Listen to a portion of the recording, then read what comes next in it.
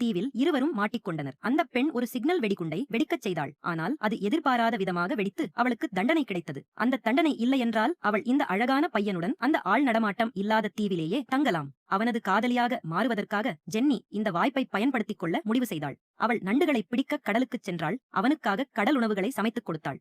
ஏன், சுறாக்கள் இருக்கும் ஆழமான நீரில் கூட துணிந்து குதித்தாள். ஆனால் அவளுக்கு கடல் உணவு ஒத்துக்கொள்ளாததால் காட்டுக்குள் சென்று காட்டுப்பழங்களை தேடினாள். ஆனால் அது நன்றாக இல்லை. ஜென்னிக்கு எதுவும் கிடைக்கவில்லை. கடைசியில் ஜாக்கிடம் திரும்பி வந்தாள். ஆனால் ஷியூ ஜென்னி தன்னை பார்த்து சிரித்ததாக நினைத்து ஒரு மரத்தில் ஏறி பறவை முட்டை எடுக்கப் போனான். அப்போது ஒரு விபத்து நடந்தது.